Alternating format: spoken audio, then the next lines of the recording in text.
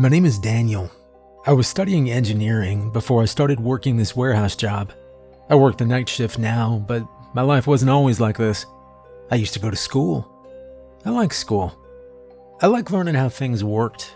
Machines, buildings, systems. Made sense for me. If something broke, you could take it apart, figure out why, and fix it. That was comforting. I always liked knowing there was a solution if you just kept looking. I had to leave school during my third year, not because I wanted to, but because life got expensive. My dad got sick. He was in and out of the hospital for months. The treatments were long and cost a lot. Insurance helped, but not enough. We had to cover the rest, and that meant bills, more than we were ready for. My mom worked extra shifts, and I picked up part-time jobs. Eventually, my dad got better. He's doing all right now. He's tired a lot and can't go back to his old job, but he's home. He gardens sometimes. My mom still works too hard, but she doesn't complain. We're lucky, and I know that. Still, by the time things settled down, I was in too deep. The loans from school and the medical bills had piled up. I tried going to class, but I couldn't afford it. The interest alone was more than I could keep up with. I had to choose. Keep studying or start paying. So I started paying. And that's how I ended up here at this warehouse. It's one of the old Amazon fulfillment centers, the kind they don't use much anymore. Most of the shipping's automated these days, but places like this still need hands. People to scan and stack, keep the place running. It's out past the highway, little hard to find unless you know where to look. Half the lights don't work, and the place hums all the time, but it pays steady. They offer a deal.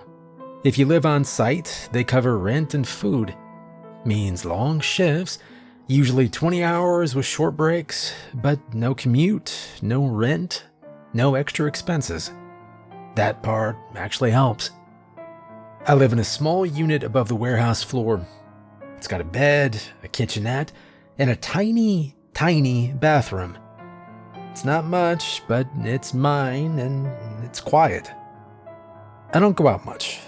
Most of the time I'm working or resting. It's not forever, just until I've paid off enough to start again. Maybe I'll go back to school someday. I don't know, maybe I won't. I don't think too far ahead. For now, I've got a plan and I am sticking to it. Then there's my cat Milo. The first night I met Milo, I thought he was a box. He was curled up under my cot, half covered in packing paper, and didn't move when I came in. Just one eye staring back at me in the dark. I almost stepped on him. I thought maybe he was sick or injured, but when I reached down, he growled like he'd been offended.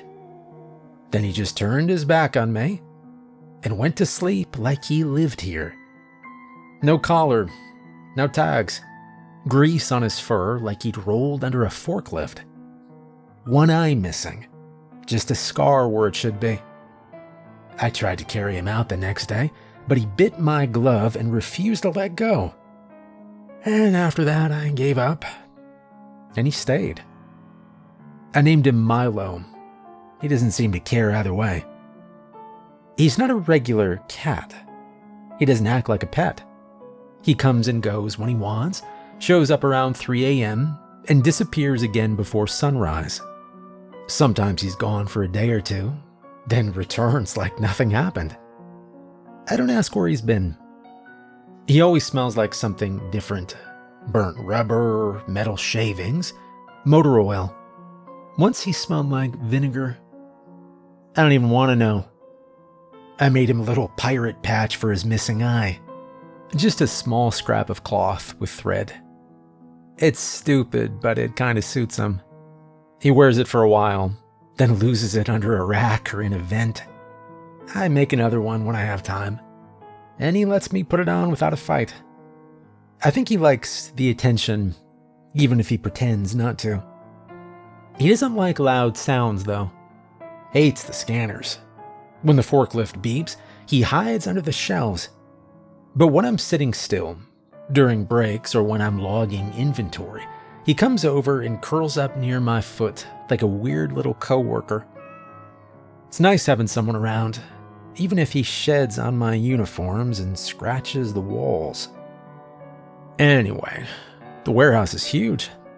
Used to be a major Amazon fulfillment center years ago, but now they call it a residential logistics facility. That just means a few of us live here while we work. Most people quit fast. I have stayed the longest. The building's on the edge of a shut-down highway near the edge of town. It's out of the way. No traffic, no sidewalks, just trucks every couple of days dropping off old stock, damaged goods, or unsorted items that never made it out of circulation. I work in the receiving section. I scan packages, unload pallets, sort boxes by type and weight. Some of the stuff looks ancient. Out-of-print books, unopened toys, old batteries that probably don't work. They're not meant to be delivered. This warehouse, it's more like a holding zone, a place where things are forgotten until someone figures out what to do with them. Some packages are so dusty the labels are unreadable. Those go into deep storage, which is just code for pushing them further back down the aisle. The place is cold most of the time. Half the heaters barely work. Some lights never turn off. The floor is made of poured concrete and chews through your boots fast. The machines run quiet, but they're always moving. Belts, lifts, sorting arms. You get used to the motion. You start to recognize each beep and click. You know when something's wrong before it happens. I live on the mezzanine level. The apartment's small, barely enough room to stand in two directions at once. One wall has a cot bolted to it. Next to it is a sink and a hot plate. The bathroom's in a closet behind a sliding door. I keep everything clean, mostly to stay sane. Milo lives here too. Didn't ask him to, but I'm glad he does. Most days I don't say much, but he doesn't seem to need words. He just shows up when he feels like it and leaves when he's done. And that's kind of how life works here. Most days follow the same pattern. Work, sleep, repeat. But not everything in this place fits into a clean routine. There are parts of the warehouse that don't make sense. Rules no one explains. Noises no one reports. And moments you're better off not asking about. I have seen things here that don't belong in any manual. I've got a few stories. None of them feel real until you're living them. Story 1. So when I first got here, I thought it'd be simple. I like simple. My debt was a math problem. Numbers going in, numbers going out. The warehouse gave me a way to solve that. No customers, no co-workers, except the ones you barely saw in passing. No uniforms, just a barcode badge and steel-toed boots. All I had to do was show up, follow instructions, and keep moving. There's a rhythm to it. Scan the label, lift the box, move it to the right bin. Repeat. Over time, it becomes automatic. Some people say it gets boring, and yes, it does, but overall I think it's kind of peaceful. Leaves room to think. On breaks, I read. There are old books hidden all over the warehouse, left behind in crates or forgotten on top of dusty shelves. Sometimes they're stuffed into return boxes, like someone tried to ship out their whole bookshelf and forgot about it. I found a torn-up copy of 20,000 Leagues Under the Sea, Frankenstein, even a worn copy of Dracula with a coffee ring on the counter. I keep a little pile of mine near my cot. It's kind of like finding treasure. But the first story I remember from here, really remember, was my first day. I showed up at the loading dock around 7 in the morning. Nobody greeted me. The lights were on, and the conveyor belts were humming, but it felt empty. After a while, a man in a yellow vest showed up with a clipboard. He didn't introduce himself, just handed me a plastic badge with my name on it and a laminated rule sheet titled Safety Protocols for After-Hours Employees. There were 12 rules. The first few made sense. Wear your harness when operating lifts. Don't touch exposed wires. Yeah, no kidding. Report spills immediately. But the rest were strange. Do not acknowledge movement in aisle 47 after 2 a.m. If the red light above the freezer turns green, leave immediately. Ignore all pages that end in 0. If something knocks, do not knock back. I thought it was a joke. Or maybe old warehouse superstition, I don't know. Some workers make up rules to scare the new guy. I laughed and asked if there was a second page. The man didn't laugh back. He just told me to sign the back and keep a copy on me at all times. Then he walked off. He trained me for about 3 days. Mostly just showed me how to clock in, scan boxes, and not get crushed by the lifts. He didn't talk much. Seemed tired all the time. Like someone who'd seen too much and decided to care a little less each day. On the 4th day, he didn't show up. I got a message later from the office saying he'd quit. Found a better position at a facility in Phoenix, apparently. And I was offered his quarters upstairs. I took them. Meant I didn't have to sleep on the floor near receiving anymore. The locker in the room still had his stuff inside. A clean duffel bag, some work pants, a pack of gum, a toothbrush, and a travel case. It all looked like it'd been packed to go, but then never picked up. Thought maybe he forgot it. There was a note in one of the pants pockets, folded, plain paper. No name, no date. Just 3 words written in blue ink. Don't feed it. I didn't know what that meant. Figured it was another joke. Something left over from the same person who wrote the weird safety rules. That night, Milo started riding on my shoulder. He'd never done it before. He usually walked on his own, slow and careful, stopping every few steps to sniff or scratch. But that evening, right after my shift, I leaned down to grab my bag, and he jumped up without warning. Just landed there like it was normal. He dug his claws in gently and settled behind my neck like a scarf. I tried to shrug him off. He refused to move, and I gave up. So there I was, tired, sore, badge still clipped to my shirt, walking back through the warehouse with a one-eyed cat perched on my shoulders and a note in my pocket telling me not to feed something. On the way back, I passed aisle 47. I hadn't noticed it before. It was one of the longer aisles, deep in the rear zone near deep storage. The shelves there are older. Some don't have labels. Some lean sideways, like the bolts gave out years ago. There's a stretch of it where the lights flicker in and out.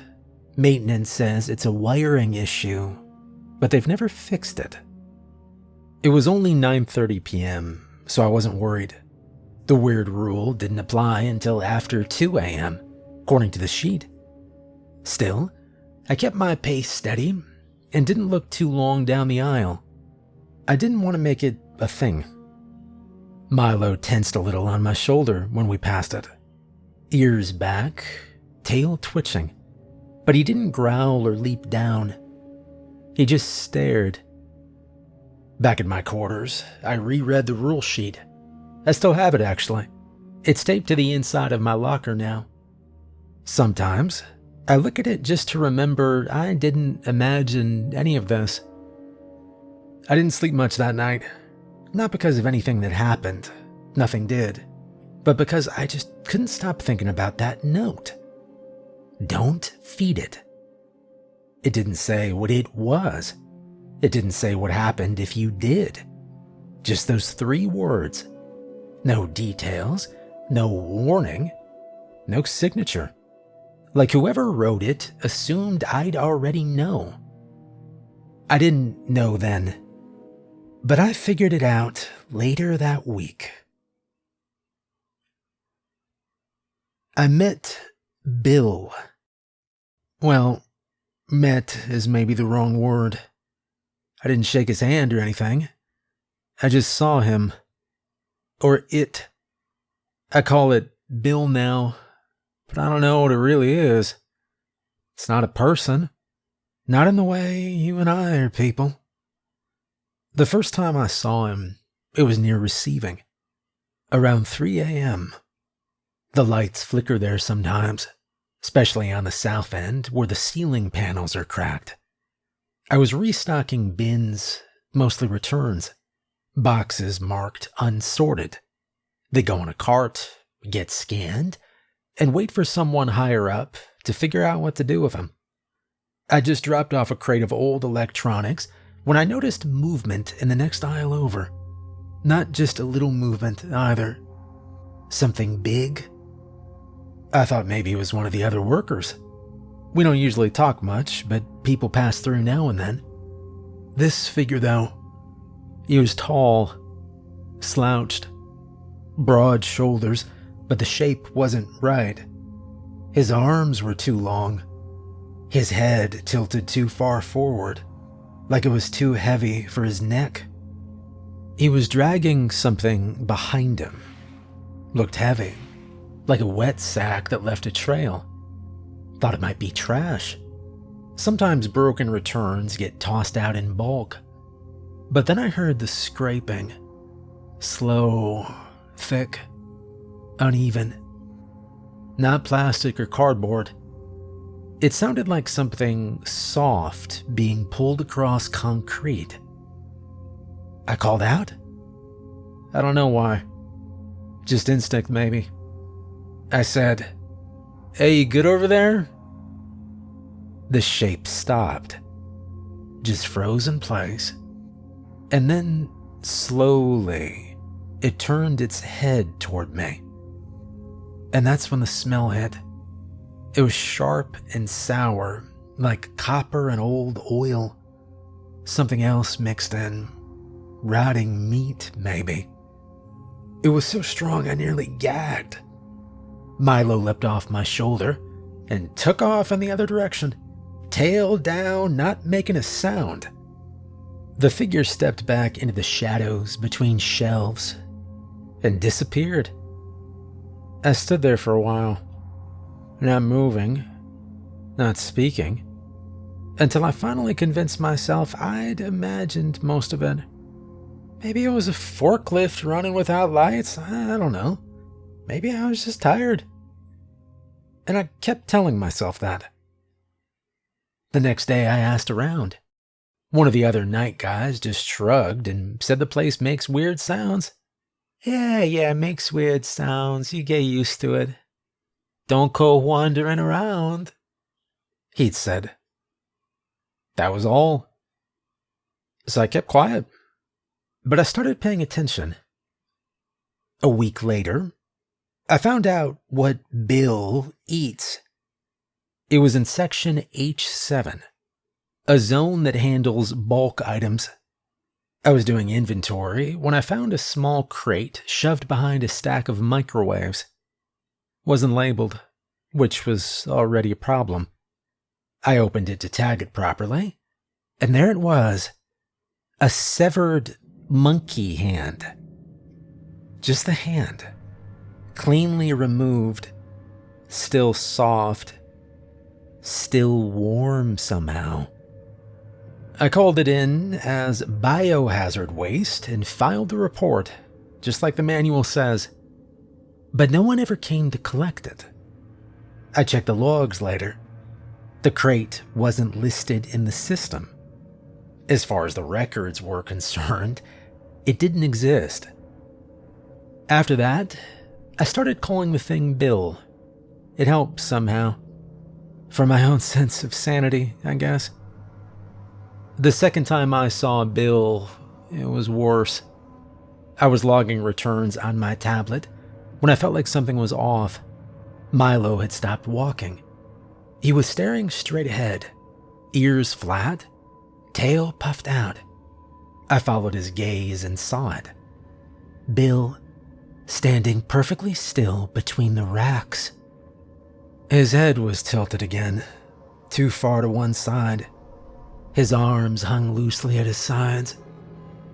I couldn't see his face clearly, but the shape was wrong. Like someone had stretched a human face over something that did not fit. The skin didn't line up with the features. No real eyes, just dark spots where eyes should be. I didn't say anything. I didn't move. Milo growled low in his throat and then turned and bolted again.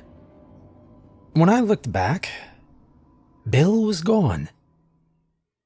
That night, I dug into the warehouse system on my laptop. We're not really supposed to use it for personal research, but I was curious. I searched employee logs, check-in times, departure records. I noticed something strange. Almost every after-hours worker had a short record. None lasted longer than 3 months. Some files ended suddenly. No exit interviews, no transfer logs. Just a line of code marking their last scan in, and then nothing. Even the guy who trained me, his name was buried under a number tag. No forwarding address, just a blank ending. And that's when I started to worry a little bit. This place wasn't just weird, it was more than that. The manual had a section buried in the back. It's not printed like the others, just a scanned page added later. It says, if employee is exposed to redacted, advise continued operation and monitoring. Containment optional. Protocol priority. Uninterrupted function. There was no context, no explanation. I read it twice, then again. Didn't change. I didn't tell anyone. I sat on my cot later that night with Milo curled up beside me. I scratched him behind the ears, even though he'd left me. He purred like always, calm and warm. I looked at him and said, "And we're not getting out of here for a while, huh, buddy?" He just kept purring. There's a red door in the back corridor, past Section D. I walk by it sometimes during my night shifts, usually around 3 a.m. It's tucked behind a row of broken vending machines and a stack of crates nobody's touched in months. Most people don't even go back there. The hallway is narrow and dim, with no cameras and no working lights overhead. The motion sensors don't respond. I've checked. The door doesn't have a label. No scanner, no company logo. Just smooth red paint. The kind of red that's weird. Too bright, in a place where everything else is beige or gray. It has a metal handle. No lock, though. It's never locked. Management said it was old storage. Sealed off for safety reasons, they told me. Something about unstable shelving or loose wiring inside. Nothing worth clearing out. Nothing I needed to worry about. Just log your time and stick to your zones, they said. But every night, almost exactly at 3:17 a.m., Bill stands in front of it. Always the same. Same spot, same posture, facing the door, not moving. Sometimes I see him as I turn the corner. Scares the hell out of me. He's already there. Other times, I see him walking down the hall toward it, dragging something I can't quite make out. He never opens the door. He just stands there. One night, I passed through a few minutes later than usual. Bill was still there. As I got closer, I heard something I hadn't heard before. Knocking. Not loud, just soft, rhythmic knocks. 1, 2, pause. 1, 2. Like someone was on the other side. The sound didn't echo like it should have. It sounded close, like it was coming from inside the middle. I stopped walking. Milo stiffened on my shoulder. And then the knocking stopped. Later, when I asked the warehouse system about the red door, nothing came up. No blueprint data. No room ID. I ran a search on storage clearance zones and found nothing matching the area. It wasn't listed as active or inactive. It wasn't listed at all. And that's when I remembered something my dad used to say. When I was little, he'd tell me scary stories before bed. Not the nice kind with lessons, just strange ones. About forests with no paths, and things that lived in abandoned attics. His favorite was a line he repeated every time the story got too quiet. "Stay away from the red things. Red's the only color monsters can see. That's why they like blood," he used to say. Kinda dark, actually, now that I'm thinking about it. I always thought he was joking. Now I'm not so sure. One night, about 2 months into working here, I found the door open slightly. Just an inch. Barely noticed. I hadn't seen Bill yet that shift.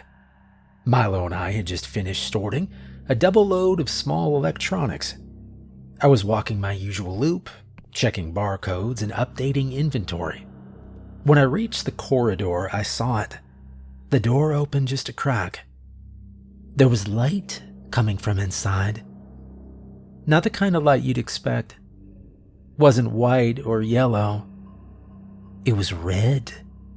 A deep, steady red. Like the glow inside an oven, I thought. It didn't flicker or shift.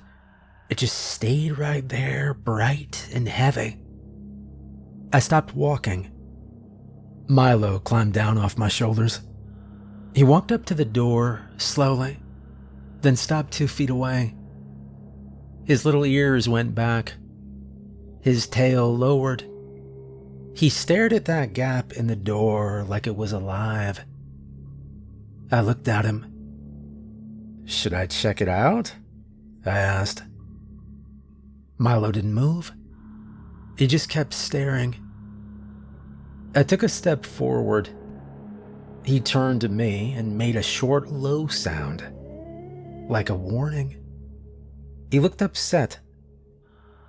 I stared at the door, at the light, at the sliver of space between the frame and the door where I could almost see the edge of something inside. I looked down at Milo again. It wasn't moving. "Yeah, good idea. Maybe don't go into the creepy red room," I said. I reached out and pulled the door closed. It clicked shut without any resistance, and the light disappeared. I stood there for a moment, hand on the handle, waiting to see if anything would happen. Milo brushed against my leg and walked away as if to say, "Let's go." And I followed. I haven't opened the door since then. It's still unlocked. I check sometimes just to see. It never changes. No matter what time of day, no matter what I'm doing, the red door is always there. Unmarked, undocumented, waiting. And most nights, Bill still visits it. I don't know what's behind it. I don't think I want to know. Then, there was the first time I had to get something from the basement. The order came in just after midnight. I was logging returns on the main floor when a red notification popped up on my tablet. "Retrieve Unit 84A. Sub-level storage. No other info. Just the item number, location, and an urgent flag next to it. I'd never been in the basement before. Only authorized personnel were supposed to access that level. That's what the manual said. But when I scanned my keycard at the stairwell door, it unlocked with a beep like any other zone. I waited a second before going down. Milo wasn't with me that night. He'd wandered off a few hours earlier and hadn't come back yet. I usually try not to work in unfamiliar areas without him. But I figured it'd be a quick grab. In and out, right? The stairs creaked as I went down. There were no lights at first, just a narrow beam from my flashlight and the dim green arrows painted on the concrete walls. The deeper I went, the colder it got. Not normal cold, basement cold.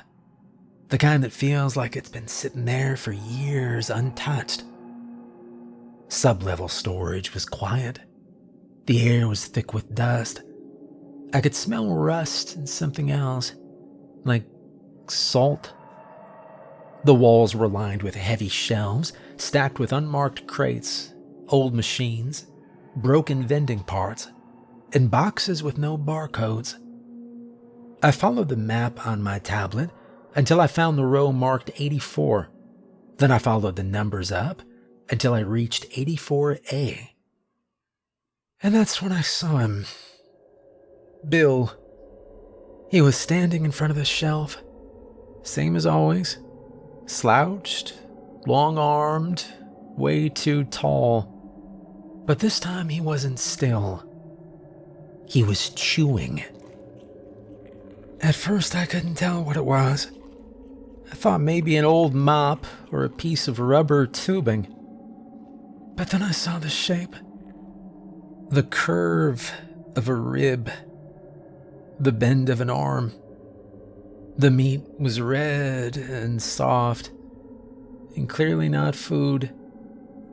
Whatever it had been, animal, person, it wasn't anymore.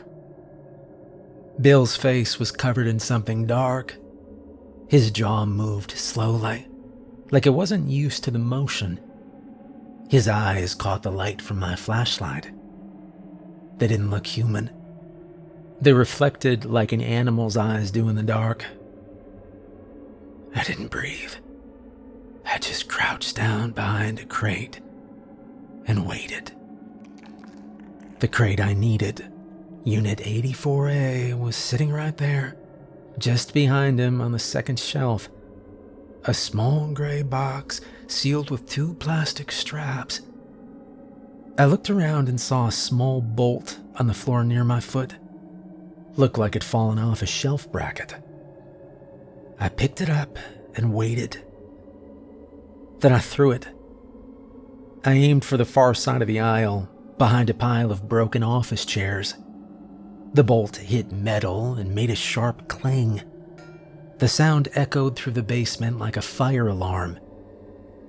Bill stopped chewing.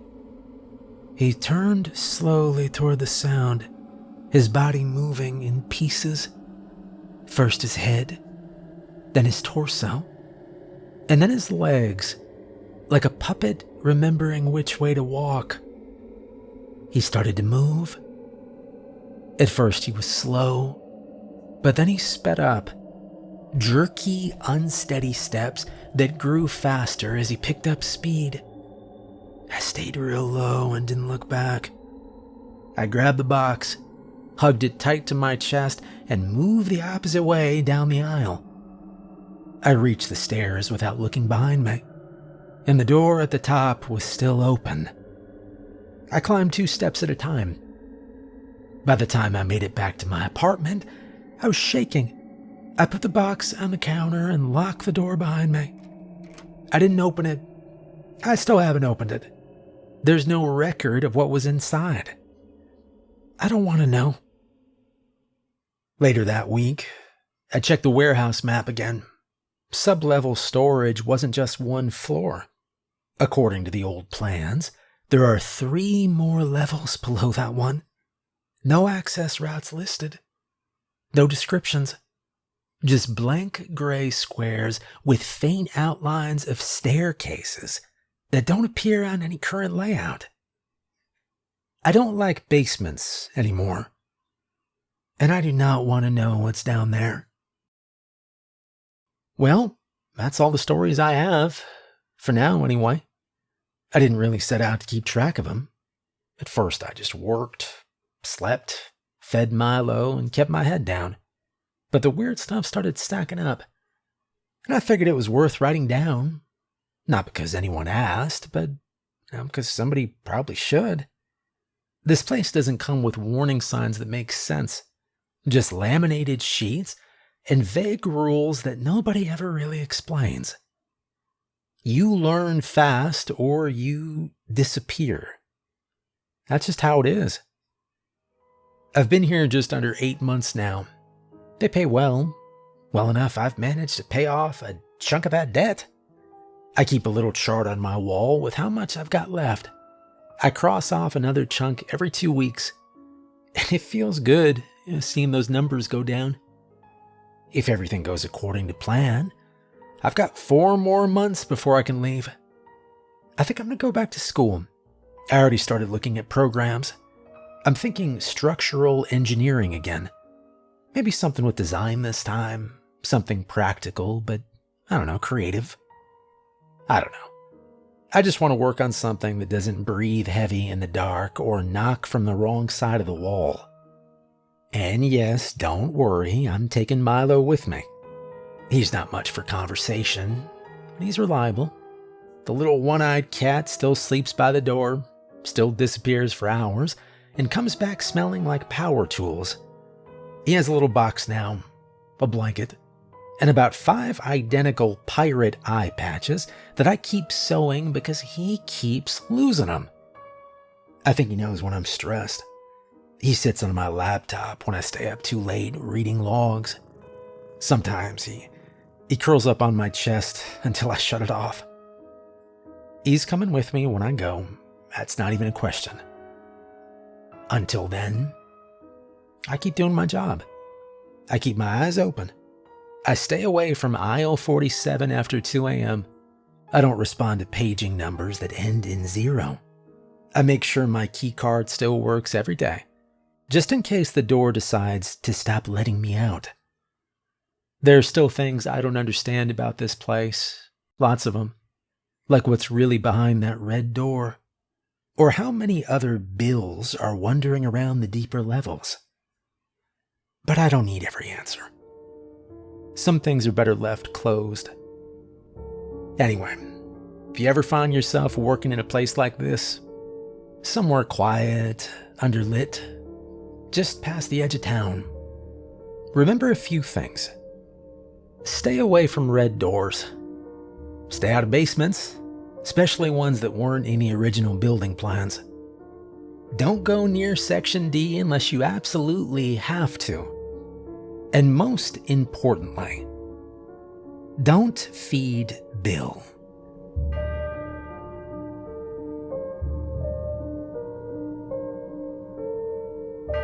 Hey, huge thank you to all my patrons. If you'd like to support me on Patreon, there's a link in the description.